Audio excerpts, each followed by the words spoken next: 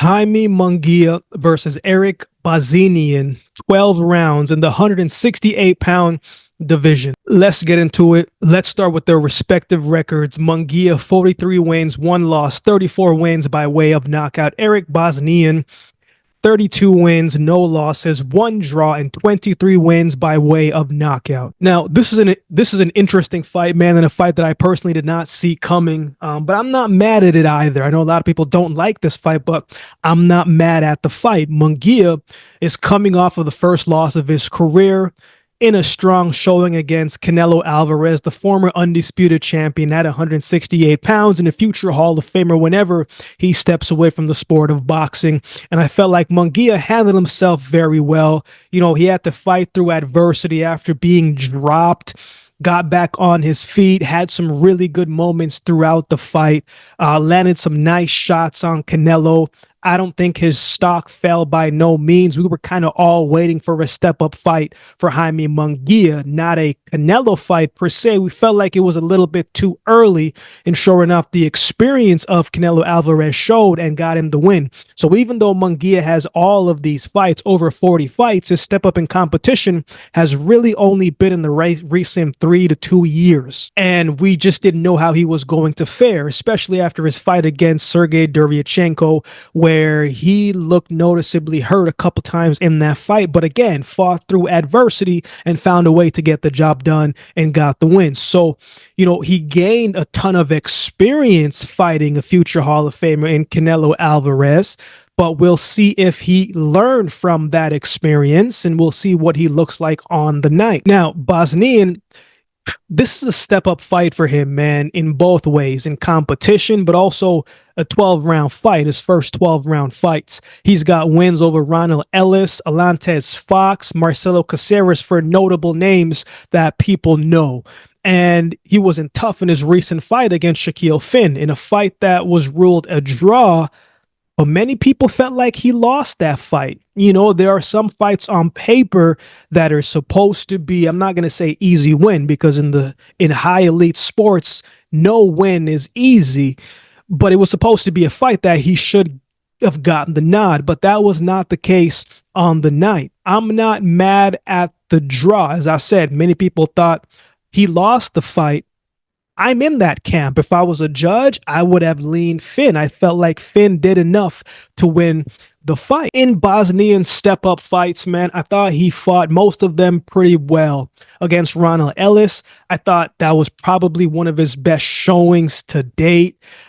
I thought his skill set was on display. He showed power. He showed accuracy. It was just a really good fight. Excellent combinations, really good placement in his shots, and he got the stoppage win. It was a good quality fight, and I felt like it was a good showing of all the skill set and the great things that he can do inside of the ring. When he fought Alantez Fox, you know, he was headhunting a little bit too much for my liking, man. You know, if he would have angled some of those shots toward the body, he might have been able to get him out of there. And when he would miss and load up on these shots, and he missed, they were extremely wide. And if Fox wasn't as tired and took a little bit more risk, he might have been able to counter Bazinyan and maybe even turn the tide, and his hand could have been raised on the night. But Bazinyan, man, straight, you know, come forward type of fighter. You know, he's going to be in your face. Munguia is not going to have to look too far to find him. He's not going to be hard to get hit, because Bazinyan's defense is not the greatest either. But when Bazinyan uses his jab, everything flows so much better for him, and he's able to set things up a lot better. But you know, as much as he likes to use his pressure and the come forward style of pace to his advantage, he's up against someone who likes that same particular style, who comes forward just like that, but lets his hands go way more than Bazinyan. I saw a lot of development in Jaime Munguia in his recent 2 fights, man. I saw a guy who was using his jab more, a guy who was using his footwork more, a guy who was thinking a little bit more than just slugging it out. When he fought John Ryder, man, he broke John Ryder down using his jabs to create separation, but on his terms. Wasn't just going in all broadly without a plan. Everything was just a little bit more strategic and calculated, and I like that from Munguia because I do think he's a high talent, man. I think does a really good job at a bunch of good things, and he's very consistent throughout the fight. He's got a good, solid chin, but he tends to fight emotional at times and headhunts rather than to stay calm, stay patient, and stick to the game plan. I felt like he did that really nicely against John Ryder. Against Canelo, it took him a few rounds to kind of, get going. Munguia seems like, the young man seems like he really likes Canelo and really respects Canelo and was really grateful for Canelo for giving him the opportunity to fight and probably make the most money that he might make in his career, and it kind of showed inside of the ring, man. I felt like he gave Canelo a little bit too much respect. Not that Munguia wasn't getting his shots off, because he was, man. I believe it was the third round that he let off like a 6-piece combination and had Canelo backing up. And some of those shots were getting through, but it was the aggression and the no respect inside of the ring. Whenever Munguia did that, he was having a lot of success. But when he did get dropped, I felt like he took a lot more risk and he went back to fighting his style of fight at his pace that he likes to fight at. Munguia can punch, man. He can punch. He stopped a lot of people, but he overwhelms you with those shots. And when he is in his groove and he's in his rhythm and he's feeling good and he's comfortable and he's taking your best shot and he's still there standing, it's going to be a long night for you. Munguia has that type of potential in his skill set, in his mindset. He's a strong-minded young man.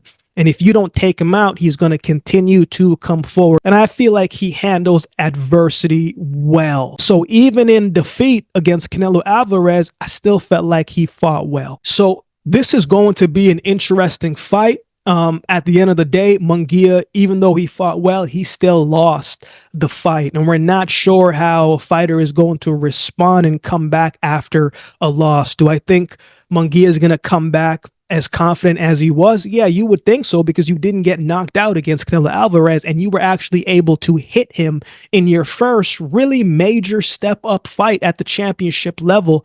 So I think he'll be just fine mentally. Bazinyan, is coming off of a fight where he should have won the fight on paper, but it ended up being a draw. He looked a little flat in that fight to me. So both men are going to be looking to get back into winning ways. Bazinyan, he's the undefeated fighter. He hasn't lost yet. He doesn't know how to lose yet. Munguia has gotten the taste of loss, and I'm sure he does not like that anywhere near him. So he's going to be looking to change things. Both men have a lot at stake here. So who wins? Before I give my pick on this fight, I have something real quick to share. I'm always looking to bring more light, more value, more opportunities for the community. I've been working on a few different things in recent weeks to not just grow the channel, but as I said, to continue to provide as much value as I can to each of you in our community. With that being said, I got some exciting news to share. I'm happy to announce my partnership with BetStamp and Sign Up Expert. It's a great opportunity for you to join some of the best sports books to get the best odds and new user offer. All you have to do is head over to my dedicated page at signupexpert.com/the breakdown to explore a selection of sports books tailored to your region, each with its own unique offerings. So if you want to place a bet this weekend and on this fight and beyond, check out the link to find the best options for you in your region. Every sign up does support the channel, and it helps the channel grow and to expand and to create more opportunities, not just for me, but for our community. I'm always looking out for you guys as best as I can. You can easily find the link in the description below this videos moving forward. So get down there and check it out and find the best option for you. Now, let's get back to the video. As I said earlier, man, Bazinyan, this is a step up fight for him in two ways, both in level of opposition and in rounds. He's fought a lot of 10-round fights, but not a 12-round fight. This isn't a step up for Munguia, per se, because he's fought the main guy at 168 pounds and he fought Canelo. When you fought Canelo, you face the best, right? You face the best. He's going to be a guy that's going to be in front of Munguia. And if Munguia can be patient and cut off the ring and not fight too emotional, he's going to be able to do what he did against John Ryder and come in strategically and maybe break down Bazinyan. I don't know how strong Bazinyan's chin is or his body is. I've seen him hurt a couple times, but he never folded. But this is a different fighter, man. I think the pace is going to be a problem for Bazinyan in this fight, not to mention the pressure that's going to come his way and the amount of shots and volume that's going to come his way as the fight progresses. And, 12-round fight, man, that's a lot. It's a lot of pressure. But if Bazinyan gets uncomfortable and starts fighting off the back foot, I don't believe that's a strength of his. I think that's the developing thing in his style. I think it is going to be tough for him to be able to do what he wants to do, especially if Munguia comes in as great as conditioning as he's always been, and he forces and imposes his will and physicality and volume and increases the pressure and the pace of this fight. I think that could be a defining factor and will work in the favor of Munguia. I like Jaime Munguia to win this fight by late stoppage. So those are my thoughts. I would love to hear from you. How do you think this one goes? Who do you have winning? Let me know in the comment section below. So with all that being said, if you've been watching the video this long, don't forget to like, comment, share, and subscribe to the channel, and we'll definitely see you next time.